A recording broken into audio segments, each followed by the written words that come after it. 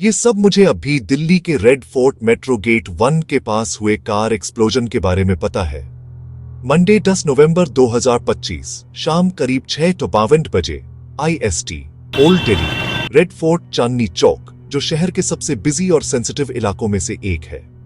Witnesses ने एक जोरदार धमाके, कई वाहनों में आग लगने और सड़क पर केओस का वर्णन किया। एक रेजिडेंट ने एसोसिएटेड प्रेस को बताया कि वह बाहर भागा और उसने जलती हुई कारें और गंभीर चोटें देखीं।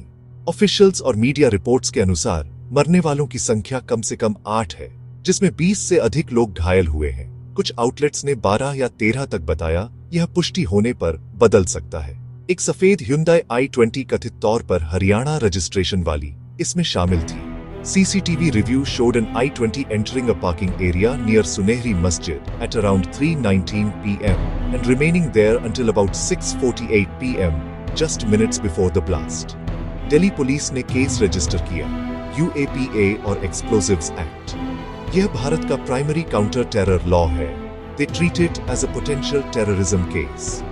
रोग नेशनल इन्वेस्टिगेशन एजेंसी NIA को सौंप दी गई है, जिसे विशेष रूप से टेरर रिलेटेड इन्वेस्टिगेशंस के लिए मैंडेट किया गया है। होम मिनिस्टर ने जल्द से जल्द एक रिपोर्ट मांगी है और कहा है कि दोषियों को न्याय के कटघरे में लाया जाएगा। फॉरेंसिक्स टीम्स ने साइट पर एक्सप्लोसिव रेजिड्यूज और डिब्री इकट्ठे किए हैं। मीडिया रिपोर्ट्स बताते हैं कि कार में एक्सप्लोसिव्स फिट किए गए थे। अमोनियम नाइट्रेट का जिक्र किया गया है, लेकिन एग्जैक्ट कॉम्पोजिशन और ट्रिगरिंग मैकेनिज्म की पब्लिकली पुष्टि नहीं की गई है।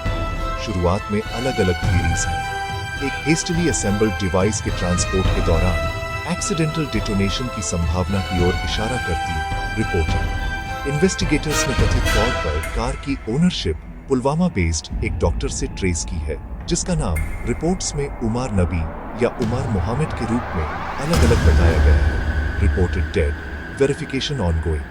धमाके से बस कुछ घंटे पहले कई राज्यों में अथॉरिटीज ने अरेस्ट्स किए और लगभग 2,900 किलोग्राम एक्सप्लोसिव्स की जब्ती की घोषणा की गई थी। यह अभी तक स्पष्ट नहीं है कि वे अरेस्ट्स सीधे इस ब्लास्ट से जुड़े हैं या नहीं। यह एरिया क्यों महत्वपूर्ण है? रेड फोर्ट एक high profile site, political events, tourism घनी मार्केट्स और शाम को बहुत ज्यादा foot traffic. Timing rush hour ने इम्पैक्ट को मैक्सिमम किया और पेरीमीटर सिक्योरिटी और एक डिवाइस इतनी पास कैसे पहुंच सकता है, इस पर मुश्किल सवाल खड़े किए। आगे क्या? दिल्ली भर में सिक्योरिटी बढ़ेगी। Metro stations, markets, transport hubs और airport. Investigators CCTV, mobile data, vehicle records और फोरेंसिक्स को खंगाल रहे हैं। की अननोन्स अभी भी बने हुए हैं। Full casualty count, exact explosive makeup, इसके पीछे का नेटवर्क और मोटिव। मैं इसे वेरीफाइड फैक्ट्स पर फोकस्ड रखूंगा। यदि आप दिल्ली में हैं, तो ऑफिशियल एडवाइजरीज का पालन करें, कॉर्डन के पास भीड़भाड़ वाली जगहों से बचें और ऐसी अनकन्फर्म्ड इमेजेस शेयर न करें जो इन्वेस्टिगेशन या विक्टिम्स फैमिलीज को नुकसान पहुंचा सकती है। ये स्टोरी डेवलप हो रही है। विश्वसनीय जानकारी आते ही मैं अपडेट करूंगा।